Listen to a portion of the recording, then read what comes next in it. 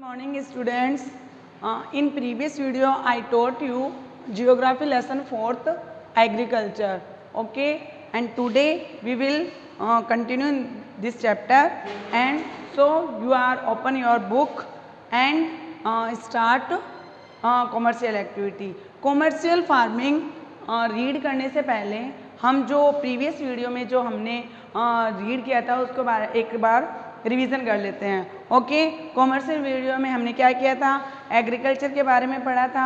Agriculture में कौन कौन से कल्चर आते हैं, जैसे सेरिकल्चर, पिसिकल्चर, विटिकल्चर, हॉर्टिकल्चर. इन कल्चर्स के बारे में रीडिंग की थी एंड टाइप ऑफ फार्मिंग के बारे में रीडिंग की थी कि फार्मिंग 2 टाइप की फार्मिंग होती है, subsistence and commercial farming. Subsistence 2 type की होती है, इंटेंसिव एंड प्राइमिटिव हो गई. प्राइमिटिव में भी 2 टाइप्स के दे रखे थे, shifting and nomadic. And today we will read commercial farming. Okay, so start. Commercial जो फार्मिंग होती है उसमें क्या होती है, ह्यूज अमाउंट यूज़ किया जाता है, यानी जो कैपिटल होती है उसका ह्यूज जो एक बड़ी मात्रा के अंदर यूज़ किया जाता है. ठीक है. So in commercial farming crops are grown and the animal are rear for the sale in market. Commercial farming के अंदर क्या किया जाता है, क्रॉप्स ग्रोन की जाती है, ठीक है, एनिमल को रियर्ड किया जाता है एंड जो मार्केट में फिर इनको क्या किया जाता है, सेल किया जाता है. ठीक है, तो ये क्या हो जाती है, कॉमर्शियल फार्मिंग होती है. कॉमर्शियल फार्मिंग के अंदर जो एरिया होता है, जो कल्टीवेट एरिया होता है, उसमें यूज़ कैपिटल अमाउंट यूज़ किया जाता है. ठीक है, यानी जितने ज़्यादा आप कैपिटल यूज़ करोगे या ज़्यादा मात्रा में क्या करोगे, कैपिटल का यूज़ करोगे, तो क्या होगा, उतनी ही कल्टीवेशन अमाउंट ज़्यादा बढ़ेगी. ठीक है. Most of the work is the done by the machine. अब जो कॉमर्शियल फार्मिंग है उसमें मोस्ट ऑफ द वर्क होते हैं वो किससे किए जाते हैं, मशीनों के द्वारा किए जाते हैं. और मशीनों का अगर आप यूज़ करोगे तो डेफिनेटली उसमें क्या होगी, कैपिटल ज़्यादा मात्रा में चाहिएगी. यानी अगर आपके पास कैपिटल एक ग्रेटर करते हो, यूज़ करते हो, तो उसमें क्या होगा, मशीनों के द्वारा आपकी जो कल्टीवेशन है या एग्रीकल्चर है वो मोर होगी, यानी ज़्यादा मात्रा में आप कर सकोगे. ठीक है. और कॉमर्शियल जो फार्मिंग है उसमें 3 टाइप की फार्मिंग यूज़ होती है. कौन कौन सी, एक commercial grain farming, second mix farming और थर्ड हो गई प्लांटेशन फार्मिंग. अब फर्स्ट आती है कॉमर्शियल ग्रेन फार्मिंग. जो ये कॉमर्शियल ग्रेन फार्मिंग है, crop are grown for the commercial purpose, यानी कॉमर्शियल पर्पस के लिए क्या की जाती है, क्रॉप्स को ग्रोन किया जाता है. जैसे कौन कौन सी क्रॉप्स आ गई, wheat and maize are the common commercially grown crops. यानी जो व्हीट और मेज है वो क्या मानी जाइए, कॉमन कॉमर्शियली क्रॉप्स मानी जाती है. ठीक है. और इसमें क्या आते हैं, जो temperature grassland of the North America, Europe and Asia. ये यूरोप एशिया यहाँ का जो टेम्परेचर होता है वो इसके लिए क्या माना जाता है, सुटेबल माना जाता है. ठीक है. और severe winter restrict the growing season and only a single crops can be grown. आप उसमें क्या कर सकते हो, एक जो सिंगल क्रॉप्स होती है वही क्या की जाती है, ग्रोन की जाती है. सेकंड आती है आपकी मिक्स फार्मिंग. मिक्स फार्मिंग के अंदर क्या होता है, आप फूड के लिए क्या करते हो, क्रॉप्स ग्रोन करते हो. ठीक है. और क्रॉप से क्या करते हो आप, फोडर भी जो होता है चारा, उसकी भी आप क्या कर सकते हो, उसका भी यूज़ किया जाता है. And rearing the livestock, और ज़्यादा से ज़्यादा जो कैटल्स होते हैं उनको आप क्या कर सकते हो, रियर करते हो वहाँ पे. तो ये क्या हो जाती है, मिक्स फार्मिंग हो गई. यानी फूड के लिए क्या हो गई, क्रॉप्स हो गई, फोडर का भी इसमें क्या किया जाता है, फोडर का भी यूज़ हो गया, और जो लाइव स्टॉक है उसका भी रियर किया जा सकता है. तो ये क्या हो जाती है, मिक्स फार्मिंग आ गई. और ये कहाँ पे होती है, ज़्यादा से ज़्यादा इसकी प्रैक्टिस कहाँ पे होती है, यूरोप, ईस्टर्न यूएसए और Argentina, south east Australia, New Zealand and the south Africa. यहाँ पे क्या होती है, मिक्स फार्मिंग ज़्यादा से ज़्यादा प्रैक्टिस की गई है. अब लास्ट आती है प्लांटेशन फार्मिंग. प्लांटेशन फार्मिंग क्या होती है, एक कॉमर्शियल फार्मिंग है जो कि क्या होती है, एक सिंगल क्रॉप जैसे tea, coffee, sugar cane, cashew, rubber, banana and cotton are grown. Okay, ये मोस्ट ऑफ जितने भी फसलें होते हैं वो एक सिंगल क्रॉप होती है जो प्लांटेशन फार्मिंग में इंक्लूड की गई है. इसमें क्या होता है, लार्ज अमाउंट में लेबर की ज़रूरत होती है एंड जो कैपिटल होती है उसकी भी रिक्वायर्ड क्या होती है, ज़्यादा होनी होती है। तो जो प्लांटेशन के अंदर लेबर भी ज़्यादा मात्रा में होनी चाहिए और जो कैपिटल है वो भी क्या होनी चाहिए, रिक्वायर्ड से ज़्यादा ज़रूरत होती है। Okay, and proceed in the form of the itself in the near by the factories, the development of the transport network in thus essential for the such farming. ज़्यादा से ज़्यादा क्या होती है, ट्रांसपोर्ट की ज़रूरत होती है। ट्रांसपोर्ट के अंदर भी आपको किसकी ज़रूरत होगी, कैपिटल की ज़रूरत होगी, यानी जितना ज़्यादा आप अमाउंट यूज़ करोगे उतनी आपकी रिक्वायरमेंट पूरी होती जाएगी। अब नेक्स्ट आता है जो मेजर क्रॉप्स है कि आपको कौन कौन सी क्रॉप्स हैं जो कॉमर्शियल फार्मिंग में आती है।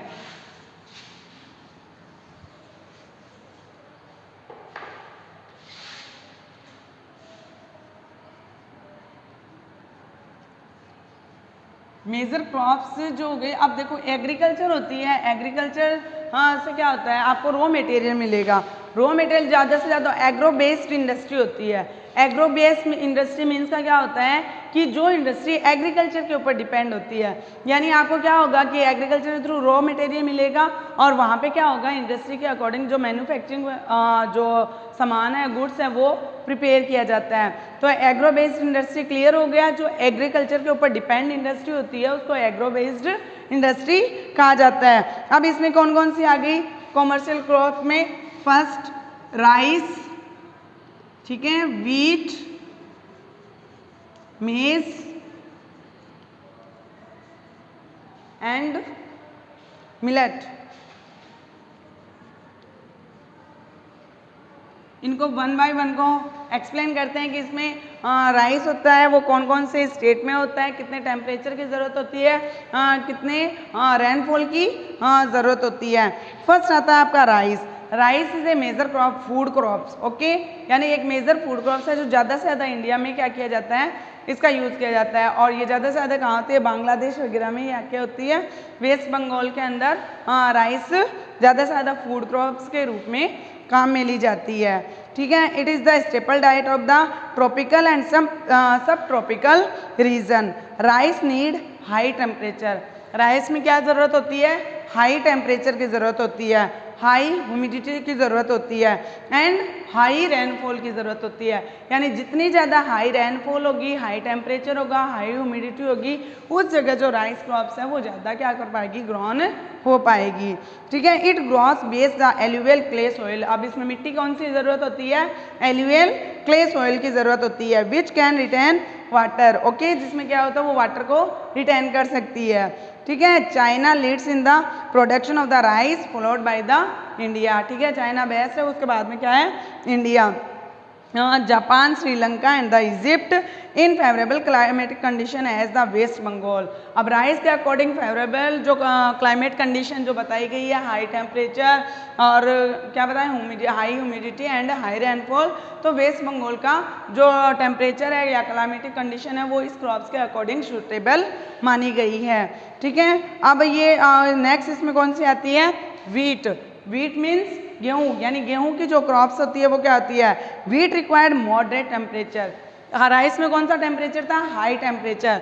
अब जो वीट है उसमें कैसा टेम्परेचर होता है, moderate temperature and rainfall during growing season and bright sunshine at the time to harvest. Harvest के समय क्या चाहिए, इसको एक ब्राइट सनशाइन की ज़रूरत होनी चाहिए।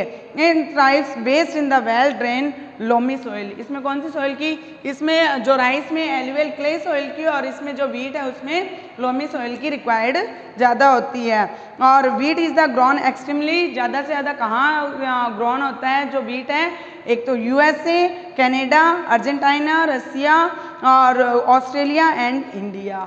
ओके, इन स्टेट में क्या होता है, ज़्यादा से ज़्यादा वीट ग्रोन किया जाता है।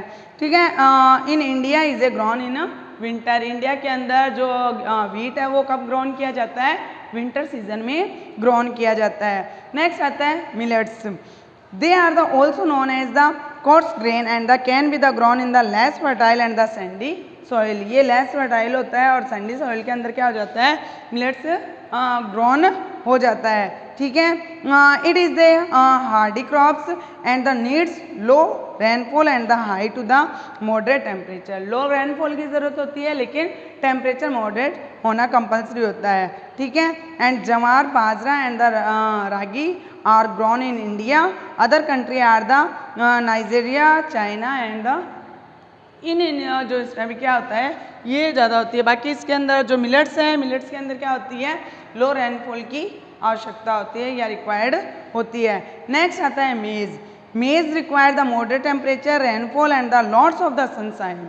ओके, मॉडरेट टेम्परेचर चाहिए होता है, लो रेनफॉल चाहिए होती है, नहीं sorry rainfall, lots of the rainfall, ज़्यादा से ज़्यादा रेनफॉल की ज़रूरत होती है और सनशाइन की ज़रूरत होती है। It needs well drain fertile soil.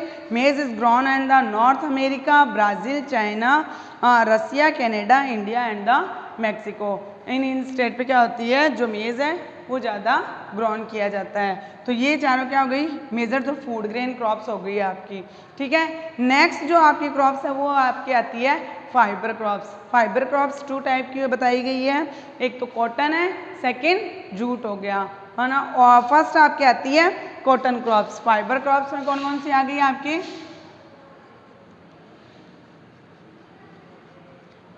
Fibre crops में 2 टाइप की आ गई। फर्स्ट आ गई आपकी कॉटन एंड सेकेंड जूट, ठीक है। अब कॉटन में कैसे टेम्परेचर की जरूरत होती है आपको, cotton required high temperature. Okay, temperature कैसा होना चाहिए कॉटन में, high temperature, light rainfall, okay, और 210 Frost free days and the bright sunshine for its grown. Okay, यानी जो ब्राइट सनशाइन होता है उसमें क्या होती है कॉटन की क्रॉप्स होती है वो ग्रोन की जाती है। It grows best on the black and alluvial soil. अब इसमें सॉइल कौन सी होनी चाहिए, ब्लैक एंड एलुवियल सॉइल की ज़रूरत होती है, यानी ये अगर सॉइल होती है तो ये ज़्यादा फर्टाइल मानी गई है कॉटन क्रॉप्स के लिए। China, USA, India, Pakistan, Brazil and the Egypt are the leading producer of cotton, ठीक है। ये जो स्टेट है वो क्या माने गए हैं ज़्यादा से ज़्यादा कॉटन ग्रोन के लिए ज़रूरी माने कॉटन क्रॉप्स के लिए बताए गए हैं कि इन स्टेट पे ज़्यादा कॉटन क्रॉप्स ग्रोन की जाती है। क्यों की जाती है, क्योंकि वहाँ पे ये ब्लैक सॉइल आराम से मिल जाती है। ब्लैक सॉइल जहाँ होगी एलुवियल और ब्लैक सॉइल होती है वो कॉटन क्रॉप्स के लिए फर्टाइल मानी गई है। It is one of the main raw material for the cotton textile industry. Okay, next आपकी सेकंड फाइबर क्रॉप्स है वो क्या आती है, jute. Jute was also known as the golden fibre, ठीक है। इसको क्या कहा जाता है, जूट को गोल्डन फाइबर भी कहा जाता है। It grows well on the alluvial soil and required high temperature. इसमें भी एलुवियल सॉइल की क्या होती है, रिक्वायर्ड होती है और हाई टेम्परेचर की रिक्वायर्ड होती है। हैवी रेनफॉल चाहिए होता है और ह्यूमिड क्लाइमेट चाहिए होता है। This crops in the grown in the tropical area, India and the Bangladesh are the leading produce of the jute. Okay, next आती है जो आपकी क्रॉप्स है वो है बीवरेज क्रॉप्स। बीवरेज क्रॉप्स में कौन सी आती है, एक तो आ गई कॉफ़ी और सेकंड आ गई टी, ठीक है। जो नेक्स्ट आपकी क्या आ गई,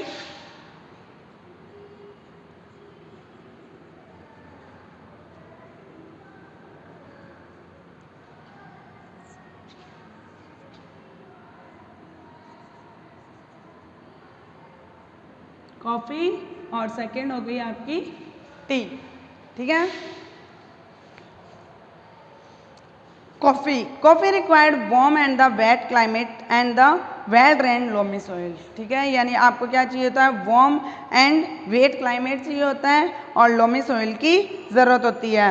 हिल slope are the more suitable for the growth of the crops. अगर इस क्रॉप के अंदर आपको स्लोप युक्त अगर आपको मिल जाए, कोई ऐसा एरिया मिल जाए तो वहाँ पे क्या होती है, ये जो क्रॉप्स हैं वो ईजिली ग्रोन की जा सकती है। Brazil is the leading producer followed by the Colombia and India. Okay, तो ये जो है वो स्टेट इस क्रॉप्स के लिए सुटेबल और बेटर माने गए हैं। नेक्स्ट आती है T is the beverage crops grown on the plantation. This required cool climatic and the well distribute high rainfall throughout the year for the growth in the tender leaves. Okay, यानी इसमें high rainfall की ज़रूरत होती है और क्या होता है, क्लाइमेट भी क्या होना चाहिए, कूल होना ज़रूरी होता है। It needs well drained loamy soil, इसमें जो लोमी सॉइल ज़्यादा रिक्वायर्ड मानी गई है, एंड द जेंटल स्लोप, और मोस्ट ऑफ क्या होना चाहिए, जेंटल स्लोप युक्त एरिया होना ज़रूरी होता है। Labour is the large number required, pick the leaves, जब उस टी की लीव्स को जब पिक किया जाता है तो उसके लिए क्या होते हैं, जो लेबर होते हैं वो अब ज़्यादा अमाउंट में होने ज़रूरी होती है, लार्ज नंबर में होने ज़रूरी होते हैं। Kenya, India, China, Sri Lanka produce the best quality T in the world. ये जो स्टेट है वर्ल्ड में वो बेस्ट क्वालिटी के माने गए हैं, किसके लिए, टी क्रॉप्स के लिए। ठीक है, अब नेक्स्ट आता है एग्रीकल्चर डेवलपमेंट। एग्रीकल्चर का डेवलपमेंट कैसे किया जाता है, एग्रीकल्चर डेवलपमेंट होता क्या है। ठीक है, agriculture development refer to the effort made to the increase farm production in order to meet the growing demand of the increasing population। यानी पॉपुलेशन के इंक्रीज, पॉपुलेशन ज़्यादा से ज़्यादा इंक्रीज होती है, उस इंक्रीजिंग होने के साथ साथ जो हमारी रिक्वायरमेंट को पूरा कर सके, हमारी ज़रूरतों को पूरा कर सकते हैं, वो क्या कहलाता है, एग्रीकल्चर डेवलपमेंट कहलाता है। ठीक है, यानी इंक्रीजिंग पॉपुलेशन तो हो ही रही है, उसके साथ साथ में हमारी रिक्वायरमेंट बढ़ रही है, रिक्वायरमेंट के अकॉर्डिंग हमारी नीड्स को कंप्लीट करता है, वो क्या हो गया, एग्रीकल्चर डेवलपमेंट हो गया। This can be the achieved it many ways such as the increasing. अब कई ऐसे तरीके हैं, एडवांटेज मान लो, कई ऐसे वो मेजर्स कर सकते हैं जिसके अकॉर्डिंग हम क्या करते हैं कि एग्रीकल्चर डेवलपमेंट कर सकते हैं। अब वो ऐसे कौन कौन से जो हो गए इसमें कि आप कौन कौन से ऐसे स्टेप ले सकते हो जिसके अकॉर्डिंग आप एग्रीकल्चर डेवलपमेंट कर सकते हो। फर्स्ट स्टेप आपका क्या हो सकता है, इम्प्रूविंग इरिगेशन फैसिलिटी।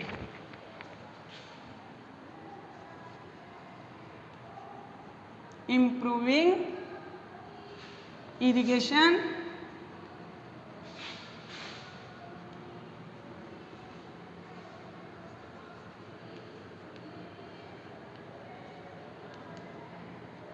ठीक है, फर्स्ट आपका आ गया इम्प्रूविंग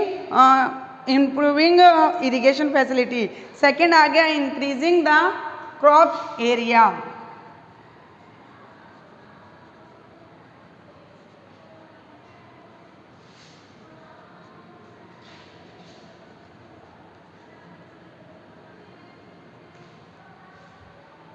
थर्ड आपका आता है use of fertiliser.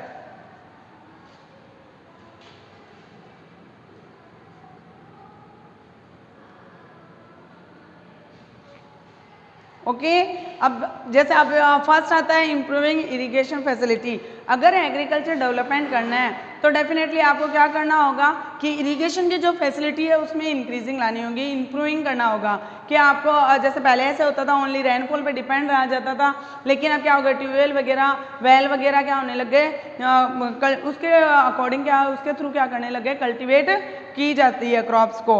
Okay, second आपकी आती है इंक्रीजिंग द क्रॉप्ड एरिया। अगर आप पॉपुलेशन इंक्रीजिंग हो गई तो डेफिनेटली आपको क्या करना होगा, जो क्रॉप्ड एरिया है उसको भी इंक्रीज करना होगा। एक इतने छोटे से एरिया के ऊपर आप क्या करते हो, फॉर्म के ऊपर कल्टीवेशन करते हो, या फिर जैसे आप इसको क्या करोगे, इसकी जगह इतनी बड़ी जो एरिया है उसके ऊपर करोगे तो डेफिनेटली क्या होगा, एग्रीकल्चर डेवलपमेंट ज़्यादा होगा। अगर एरिया जितना ज़्यादा इंक्रीज एरिया होगा, जितना ज़्यादा बड़ा लार्ज एरिया होगा, उसके अकॉर्डिंग क्या होगी कि जो कल्टीवेशन है, जो क्रॉप्स है वो भी क्या लार्ज नंबर में, लार्ज क्रॉप्स ग्रोन की जा सकती है।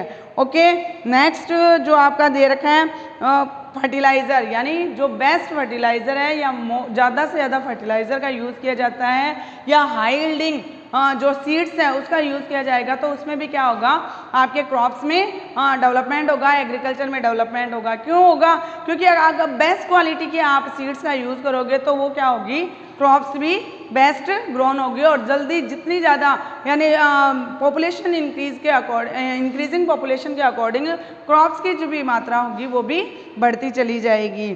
ठीक है, और इससे आपकी क्या होगी, फूड सिक्योरिटी भी बनी रहेगी। अब नेक्स्ट जो आता है वो farm in India, farm in India. Next जो आपका टॉपिक है वो है फार्म इन इंडिया। इस टॉपिक के अंदर एक स्टोरी के द्वारा क्या किया गया है, इसको क्लियर किया गया है। इसमें मुन्नालाल नाम का एक फार्मर है, इसके अकॉर्डिंग क्या किया गया है, इस टॉपिक को क्लियर किया गया है। तो वो स्टोरी को हम रीड करते हैं, आप अपनी बुक में देखते रहना। There is a small village, Adilabad is the Gajiapur district of the Uttar Pradesh. Uttar Pradesh जो जगह है, डिस्ट्रिक्ट है, उसमें गाजियाबाद नाम का क्या है, एक गाजियापुर डिस्ट्रिक्ट के अंदर एक छोटा सा गांव है आदिलाबाद, ठीक है। Munnalal is a small farmer, एक छोटा सा किसान है वहाँ पे। Who is the farmland of the about, उसका लगभग उसका फार्मलैंड कितना बताया गया है, 1.5 हेक्टेयर का बताया गया है। His house in the man village, उसका जो घर है वो क्या है, एक मैन गांव के अंदर बताया गया है। He purchase high yielding variety of the seeds from the market every alternate year, वो हर साल क्या करता है, हाई यील्डिंग क्वालिटी के जो सीड्स हैं वो मार्केट से परचेज करता है। The land of the fertile and the grown at least 2 crops in the year, वो अपने लैंड के अंदर 1 ईयर के अंदर क्या करता है, 2 क्रॉप्स को ग्रोन करता है, ठीक है। The farmer takes advice of is the friend, farmer क्या करता है, वो कंटिन्यू क्या करता है, अपने फ्रेंड से एडवाइस लेता है। And elders as well as the government agriculture officer regarding farming practices, और गवर्नमेंट के अकॉर्डिंग वो क्या करता है, फार्मिंग प्रैक्टिसेस करता है। He takes a tractor on rent for the ploughing his field, वो क्या करता है, रेंट के ऊपर प्लोइंग करने के लिए क्या करता है, ट्रैक्टर ले लेता है, रेंट के ऊपर लेता है, ओके। फिर नेक्स्ट क्या, though some of their his friend still use traditional method of using bullock for ploughing. अब कई जन क्या करते हैं, प्लोइंग के लिए यानी हल जोतने के लिए वो ट्रेडिशनल मेथड का यूज़ करते हैं, बट उसने क्या किया, रेंट के ऊपर ट्रैक्टर का यूज़ किया। There is a tubewell in the nearby field which he takes on the rent to the irrigate his field. अब पास के किसी मान लो कि एरिया के अंदर क्या था, ट्यूबवेल का सिस्टम था, तो उसने क्या किया, रेंट के ऊपर ट्यूबवेल सिस्टम से इरिगेशन करना शुरू किया। Munnalal also has the 2 buffaloes and the few hens, Munnalal के पास क्या थी, 2 बफेलो भी थी और कुछ हैंस भी थी। He sells milk in the cooperative store located in the nearby town, वो क्या करता था, पास में ही ना ऐसे कोऑपरेटिव स्टोर था जहाँ पे क्या करता था, उनके जो मिल्क है उसको सेल करता था। He is a member of the cooperative society which also advise him on the type of the fodder for his animal. अब वो क्या करता था, कोऑपरेटिव सोसाइटी से एडवाइस के अकॉर्डिंग वो अपने एनिमल को भी क्या करता था, उसी के अकॉर्डिंग फॉडर यूज करता था। Safety measures to protect the health of the livestock, और वो अपने लाइव स्टॉक के लिए क्या करता था, सेफ्टी मेजर्स का भी यूज़ करता था, यानी वो जो इसे बताते थे एनिमल के लिए क्या, हेल्थ के लिए क्या बेटर है, वो उसके अकॉर्डिंग क्या करता था, सारी चीज़ों का यूज़ करता था। And artificial inseminations, all the members of the family help in the various farm of the activities, जितने भी फार्म की एक्टिविटीज़ थी वो सारे क्या करते थे, उसमें फार्म की एक्टिविटी में उसके पूरी फैमिली के जो मेंबर थे वो उसकी हेल्प करते थे। Sometime he tax the credit from the bank और द एग्रीकल्चर, अब वो एग्रीकल्चर के लिए क्या करता था, कई बार उसे ऐसा भी करना पड़ता था कि बैंक से लोन भी लेना पड़ता था, ठीक है। Cooperative society to buy HYV यानी हाई यील्डिंग वेराइटी के सीड्स एंड इम्प्लीमेंट को, जिससे क्या करता था, वो लोन लेके खरीदता था, ठीक है। इस प्रकार फिर बाद में क्या करता था, जैसे ही वो sells is produce in the mandi, फिर बाद में क्या होता था, जो भी प्रोड्यूस होता है उसके लैंड के अंदर या फार्म लैंड के अंदर वो उसको मंडी में ले जाके सेल कर देता था, ठीक है। Since majority of the farmer do not have the lack storage facility, they are forced to sell the produce even when the market is not favorable to them in recent year the government, अब इन recent year के अंदर government क्या देने लगी है, एक storage की उनको सुविधा देने लगी है। पहले के जो फार्मर्स थे उनके पास उनको स्टोरेज करने के लिए ना वॉर हाउस या जो गोदाम वगैरह थी उसकी फैसिलिटी नहीं थी, बट अब जो रिसेंट ईयर है उसमें government has taken some step, government ने भी कुछ स्टेप लेने शुरू कर दिए हैं, किसके लिए, टू डेवलप्ड स्टोरेज फैसिलिटी के लिए, ओके। एंड लास्ट आपका टॉपिक है फार्म ऑफ USA, जो कि आप क्या करोगे, इटसेल्फ क्या करोगे, रीड करोगे and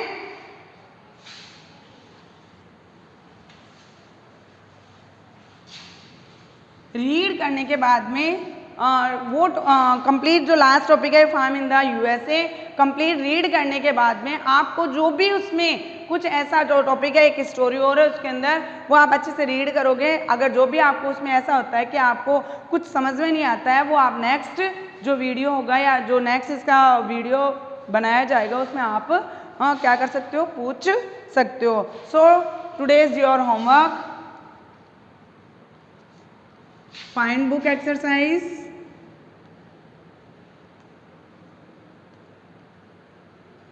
and question answer. Okay, thank you.